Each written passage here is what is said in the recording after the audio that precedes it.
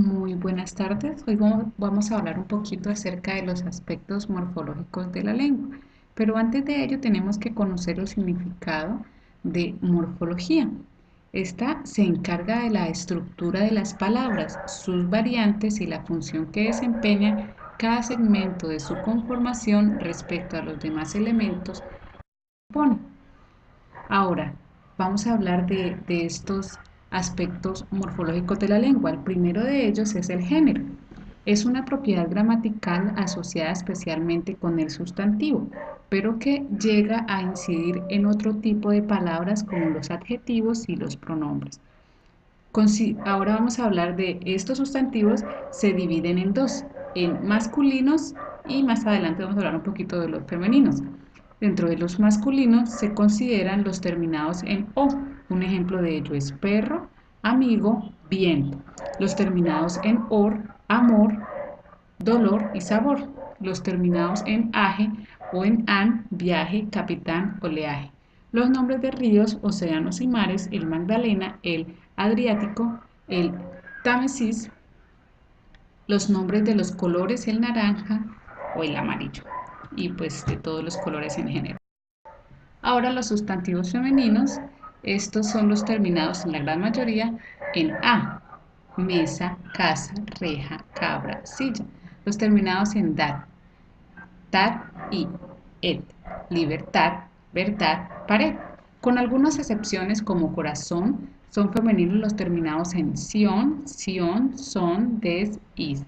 Ejemplo de ello, canción, decisión, razón, perdiz, honradez. Los nombres de enfermedades terminados en tis, conjuntivitis, artritis, colitis también son sustantivos femeninos. La mayor parte de los sustantivos terminados en e, torre, calle, clase, los nombres de las letras, la ñ y etc. Ahora se presentan casos de sustantivos con dos géneros, que siendo masculinos y femeninos son invariables. Se da especialmente en los siguientes casos. Nombres terminados en ista, puede ser el artista o la artista, el socialista, la socialista, el deportista, la deportista, el guitarrista o la guitarrista. Nombres terminados en nt, el cantante, la cantante, la amante, el amante, el estudiante o la estudiante. Gentilicios terminados en i o u, el iraquí o la iraquí o el hindú o la hindú. Ahora vamos a hablar de otro aspecto importante como es el número. Es una categoría morfológica que indica en la palabra si se refiere a una o a varias entidades. Se presentan dos formas, singular, árbol, quien, grande, este, come, y plural, árboles, quienes, grandes, estos, comen. Ahora vamos a ir un poquito más adelante a hablar de elementos de relación. En ellos encontramos preposiciones y conjunción. Las preposiciones y las conjunciones constituyen elementos de relación o relacionantes, entre otros elementos lingüísticos o de la oración. Ahora vamos a hablar un poquito de cada uno para que podamos tener muchísimo más claridad. Las preposiciones. Estas son partículas que concretan o determinan el significado de la palabra que sigue respecto a la precedente. No tiene flexión de género ni de número. Las preposiciones se estudian según su forma, función y significado. Respecto a la forma, se divide en propias e impropias. Las primeras son las que tradicionalmente se han conocido como propias del español. Ejemplo de ello es a, ante, bajo, cabe, con, contra, de, desde, en, entre, hacia, hasta, so, para, por, según, sin, sobre, tras. Las preposiciones pueden establecer relación entre un verbo y un sustantivo. Un ejemplo de ello es dile a María. Un sustantivo con otro sustantivo, comida para animales. Y un sustantivo con un adjetivo, estoy listo para el paseo. Igualmente las preposiciones se pueden combinar con otras preposiciones dentro de un mismo enunciado. En casos como vamos por entre las tiendas, hasta para que comas, hay que rogarte. Las preposiciones a y de forman las contracciones o artículos contractos. al y del cuando preceden el artículo el. Ya sabemos un poquito de las preposiciones, de los ejemplos claros. Ahora vamos a hablar un poquito de las conjunciones. Al igual que las preposiciones, son partículas invariables. Sirven para juntar o unir palabras u oraciones con igual o diferente valor gramatical, lo que les asigna las siguientes características y funciones. Por ejemplo, coordinar palabras. Pedro y Juan, María e Isabel. Vemos cómo esas dos letras nos unen para formar una palabra.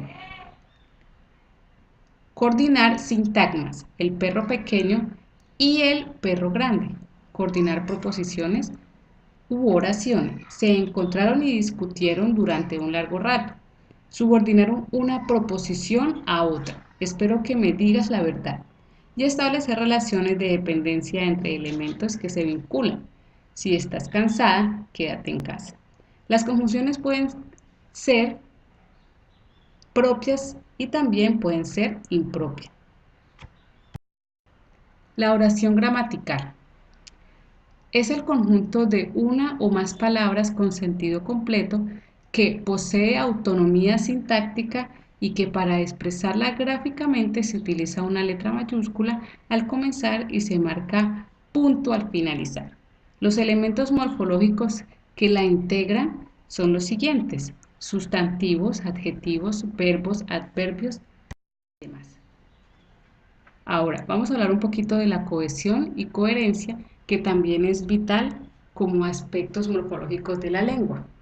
Ahora ya sabemos un poquito lo que son las oraciones. Sabemos que un conjunto de oraciones forma un párrafo y que varios párrafos me va a formar un texto como tal. Ahora, para que ese texto esté correctamente, que lo podamos comprender y que esté bien elaborado, tiene que tener cohesión y coherencia, que es esa capacidad técnica para que el texto resultante tenga un contenido y unas condiciones de presentación que hablen bien de nuestro manejo de la lengua y respete al lector en cuanto receptor o destinatario. Las condiciones básicas para que esto pueda ocurrir son tres. Primero, la adecuación. Corresponde al grado de respeto que manifiesta el autor por las normas sociales, lingüísticas y personales que hacen presencia en el escrito como acto comunicativo. La segunda es cohesión. Puede definirse como con la manera en la que se integran los soportes lingüísticos y los recursos en los que se basa la intención comunicativa. Y por último, la coherencia. Se considera como aquella propiedad textual mediante la cual los enunciados de un texto se refieren al tema o motivo de que se trata. Es decir, cuando los componentes del texto respecto al tema se presentan como un conjunto solidario y consecuente. Ahora, en conclusión, para que tengamos claro lo que es la cohesión y para que tengamos también claro lo que es la coherencia y no lo podamos confundir, puede decirse que la cohesión corresponde a la manera como se integran los diferentes soportes lingüísticos y recursos en los que se basa la intención comunicativa del autor, en tanto que la coherencia es la exteriorización, lingüísticamente hablando, que se da del texto por medio de la cohesión. Una y otra se dan de manera interrelacionada siempre y cuando el texto esté bien escrito. Y ya para concluir